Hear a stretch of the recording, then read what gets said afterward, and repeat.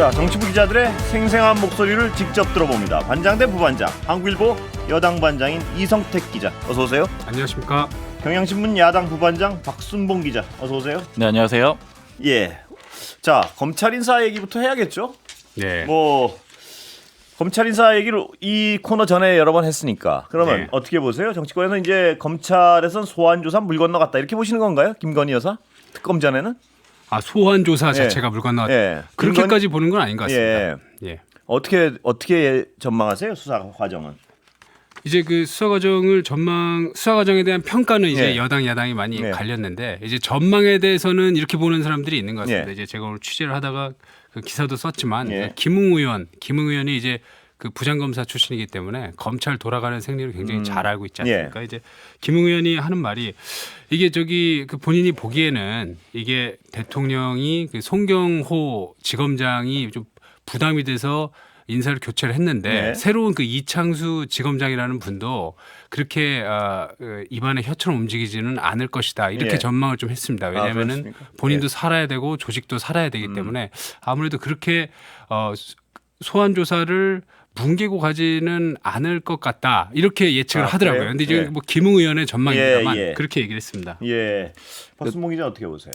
네, 좀 얘기들 들어봤을 때 일단은 그 수사 상황에 대한 전망보다는 이제 기준점을 좀 잡는 얘기들은 좀 들었어요. 예. 왜냐하면 이제 기존의 팀에서는 이 김건희 여사 명품백 수수 의혹에 대해서 부르게 되면은 소환이 되면은 도이치모터스 주가 조작 사건까지 같이 물어보겠다 이런 계획이 있었던 그렇죠. 거잖아요. 예. 그러니까 여기에 좀 초점을 한 가지를 두고 있어요. 일단 첫 번째는 소환 조사를 하느냐, 그다음에 두 번째는 도이치모터스 주가 조작 사건까지 부르게 됐을 때 같이 물어보느냐. 그러니까 만약 이 두 가지가 달라지게 된다라고 하면은 결과론적으로 해석을 해볼 수가 있다라는 거예요. 이번 인사가 결국에는 김건희 여사 수사에 좀 영향을 미치지 않았겠느냐 이런 해석이 좀 가능하다라고 보고 있는 거고요. 이제 수사 상황은 그래서 좀 지켜봐야 되는데 다만 전반적으로 여당 내 평가들을 좀 들어보면은 결국 검찰은 좀 검찰 편이지 않느냐 언제나. 예. 그러니까 검찰 편. 예. 왜냐하면 그렇죠? 이제 윤석열 정부의 지지율이 높고 또 더 임기 초였고 이랬다라고 하면은 이제 검찰 쪽에서도 그쪽에 힘을 실어줄 텐데 지금 반드시 그렇다라고 볼 수 있겠느냐 이런 거에 대해서는 좀 아까 말씀해주신 대로 좀 의견이 있어가지고 상황을 좀 봐야 될 것 같아요. 예, 그러니까 검찰은 검찰 편이라는 대해서는 뭐 우리가 여러 번 겪어봤으니까 그런데 서울중앙지검장을 갈 때는 지금 해석들은 검찰은 검찰 편이기 때문에 지금 중앙지검장이 좀 불안하다. 그래서 좀 더 검찰 편을 덜 들고 내 편을 들어줄 사람을 로 갈아보겠다. 뭐 이런 해석이 나오고 있는 거 아니겠습니까? 그런 해석이 있습니다. 예. 근데 그런 해석이라면 지금 신임 서울중앙지검장은 아무래도 왜냐하면 소환 얘기 나왔다 갈렸지 않습니까? 예. 소환까지도 가지 못할 것이다. 뭐 이런 전망은 나오는 것 같은데 어떠세요?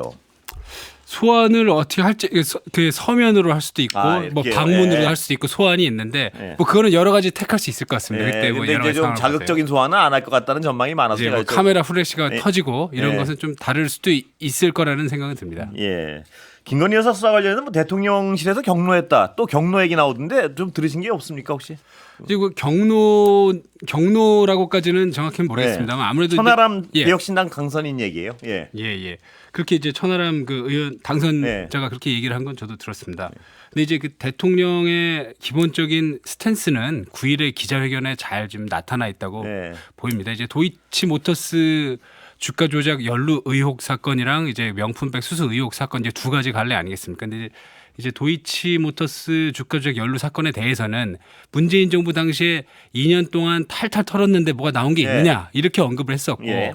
명품백은 그 아내의 현명하지 못한 처신에 사과드린다 이렇게 그렇습니다. 얘기를 했거든요. 예. 이 얘기인즉 이게 불법성하고는 좀 거리를 두고 있는 것이기 때문에 예. 그게 기본적인 입장이라고 보면 될 것 같습니다. 예, 그렇습니다. 예. 그러니까 좀 흐름상으로 보면은 그러니까 이제 대통령실 분위기까지는 모르겠지만 여당 쪽 이제 얘기들을 들어봤을 때는 그러니까 이제 기존에는 두 가지 해석들을 좀 했던 거잖아요. 하나는 약속 대련. 예. 그러니까 이제 검찰 쪽에서 그렇습니다. 오히려 수사를 좀 적극적으로 예. 해가지고 대통령실이 거부권을 행사할 수 있는 그런 명분을 만들어주는 예. 뭐 그런 것이냐, 아니면 두 번째가 아까 말씀드린 대로 검찰과 여권의 분화냐, 그러니까 대통령실과의 갈등 구조냐, 요거였는데 여당 내 반응들은 대통령실의 인사로 인해서 이게 후자가 맞았구나라는 걸 좀 확인시켜주는 게 아니냐, 이런 해석들을 좀 하고 있는 거예요. 예. 그러니까 결과적으로는 먼저 민정수석을 임명한 것도 그렇고 사실 이제 여당 내에서 여러 가지 해석들이 있는 게 과거로 좀 올라가는 것도 있어요. 예. 왜냐면 예전에 박성재 법무부 장관을 임명했을 때도 당초에 비슷한 해석들이 있었거든요. 한동훈 전 법무부 장관, 한동훈 전 위원장 라인을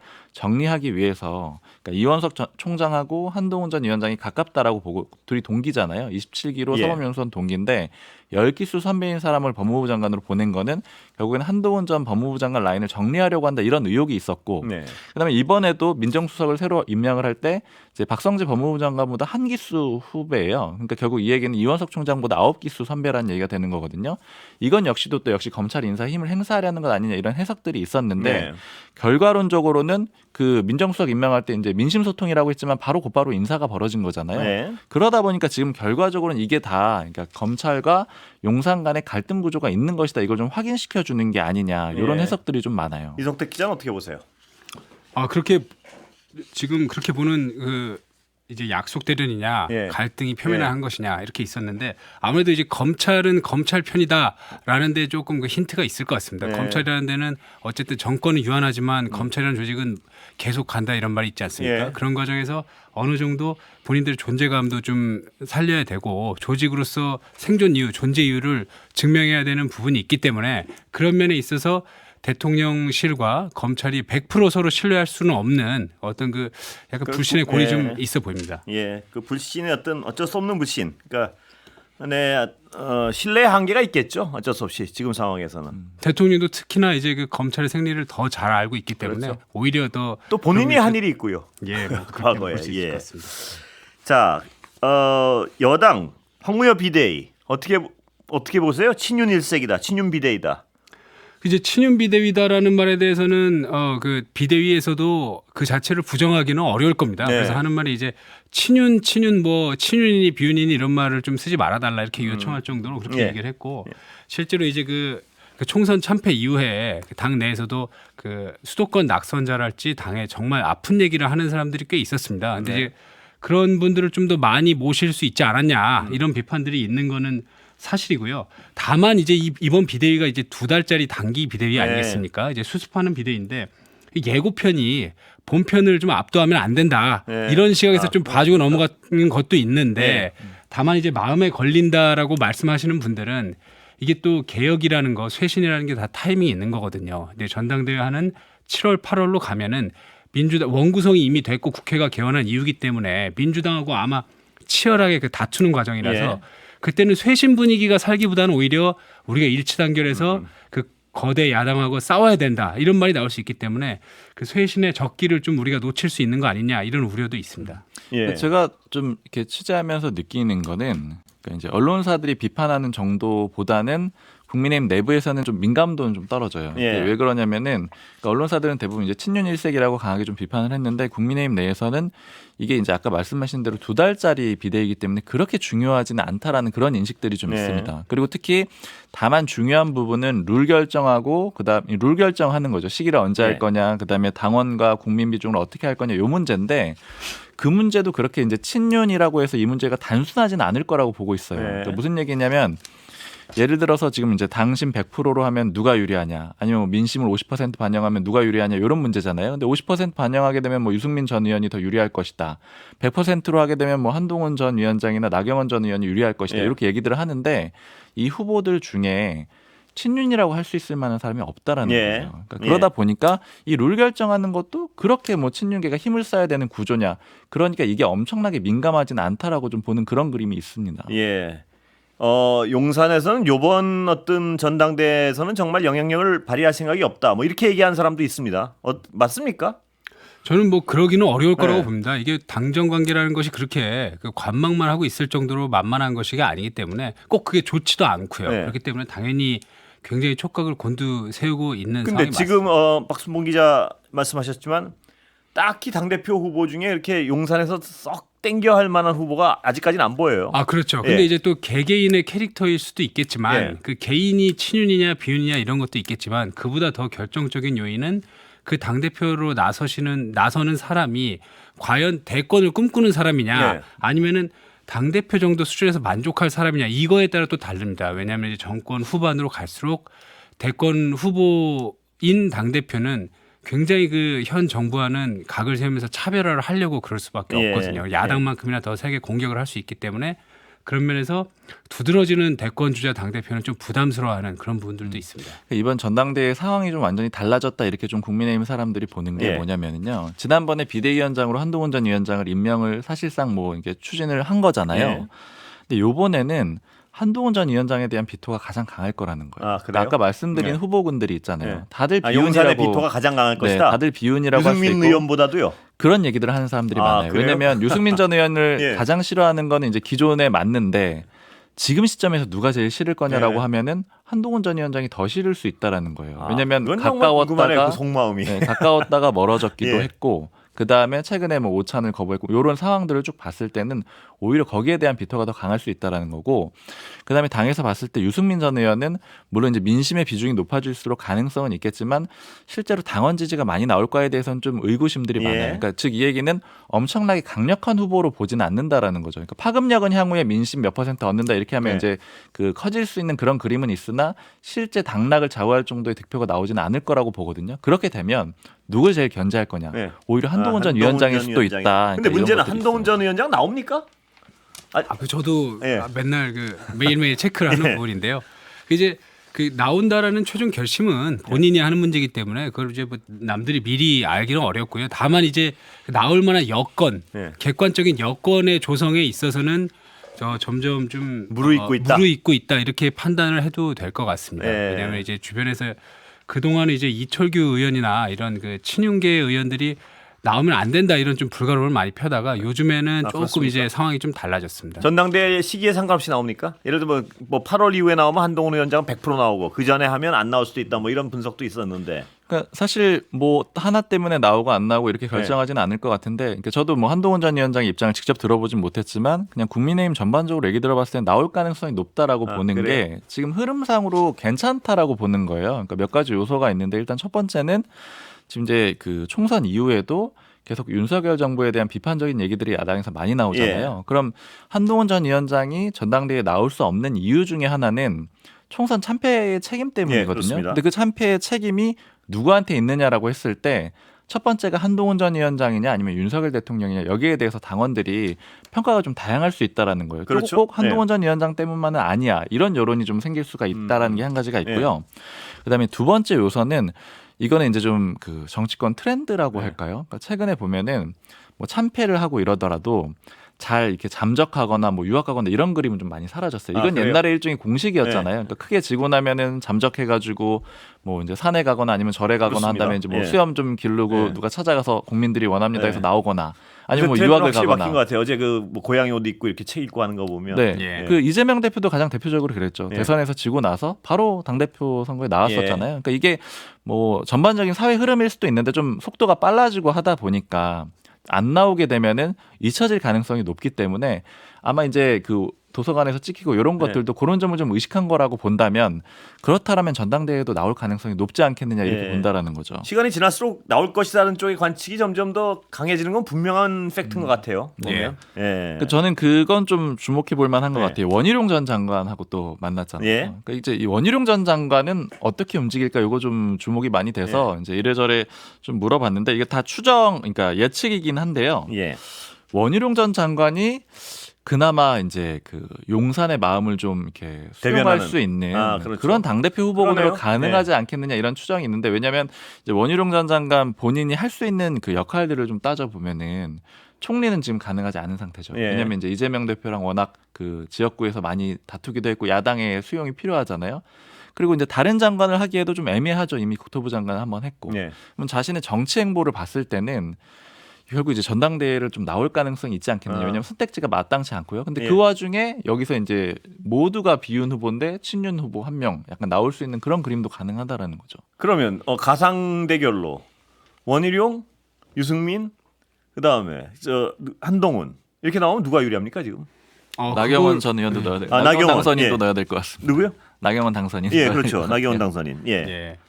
그거를 이렇게 말하기 쉽지 않을 것 같습니다. 그래요? 네 분 다 이제 저의 그 그건 잘 추지원이 될 모르겠습니다. 수가 있는데 예. 제가 누구 손을 이렇게 들어주기는 좀 부담이 되는 면이 있습니다. 예. 근데 어떻게 이제 보세요? 예. 여론조사 상으로는 예. 이제 한동훈 위원장이 아무래도 예. 좀 두각이 나타나고 있는데 이게 지금 6월, 7월, 8월까지 가게 되면은 이슈들이 워낙 빨리 바뀌기 때문에 또 어떤 일이 일어날지 지금으로서는 좀 예단하기가 좀 어려울 것 같습니다. 지금 현재 여론조사는 한동훈 위원장이 압도적 1위죠? 그거는 그 민심 그러니까 그 당원.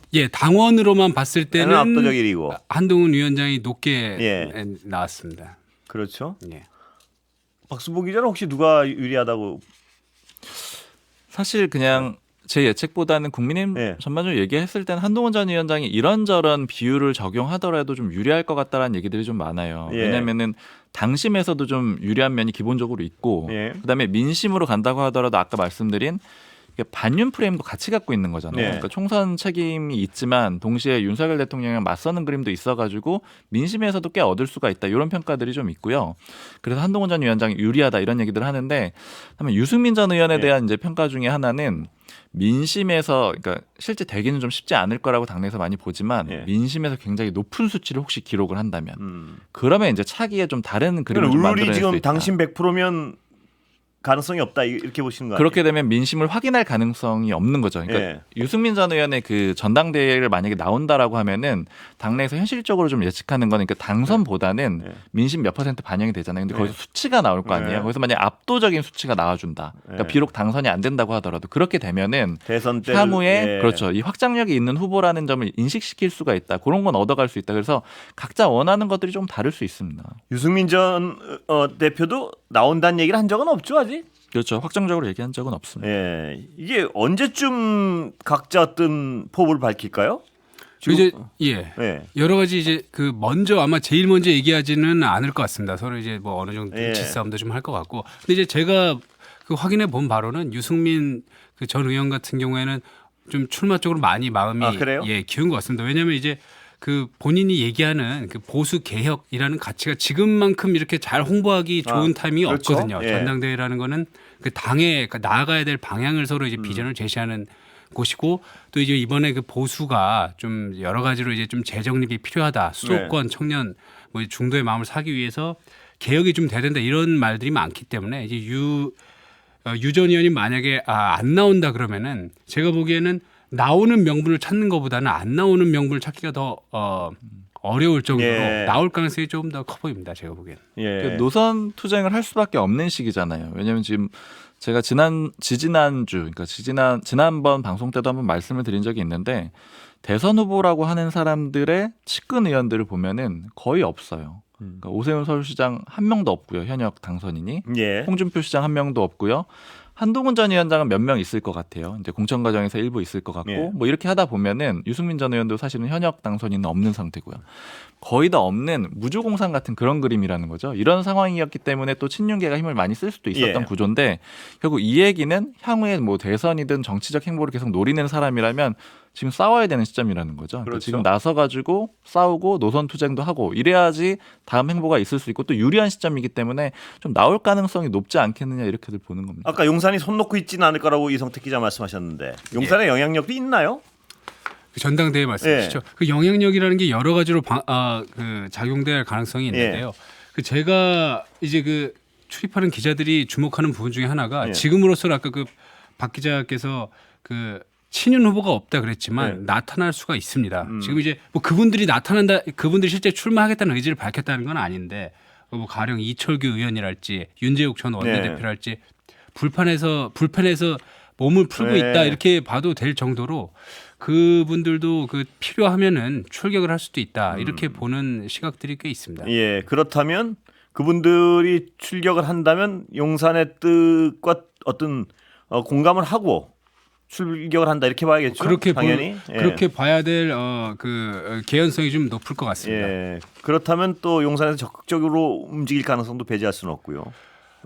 저번처럼. 그렇죠. 저번처럼이야 뭐 하겠습니까? 그거는 좀 뭐 돌아간 상황을 지켜봐야 될 것 같습니다. 전반적으로는 그렇게까지 이제 노골적으로 하긴 좀 힘들고 특히 이번에 원내대표 경선 때도 한번 드러났잖아요. 그러니까 이철규 의원을 실제 용산에서 어떻게 했는지는 잘 드러나지 않았지만 어쨌든 친윤의 대표적인 인사인 이철규 의원이 나오려다가 당내 반발 때문에 그렇습니다. 안 나오는 그런 상황이 됐잖아요. 그러니까 이걸로 이미 한 번 증명이 됐기 때문에 지난번에 뭐 김장연대 이런 것처럼 김기현 전 대표가 될 때처럼 용산이 나선다라고 하면은 그건 역풍이 너무 크기 때문에 나설 예. 수는 없는 구조죠. 그때처럼은요. 근데 한동훈 전 위원장 기자들 전화 아예 안 만나요 요새?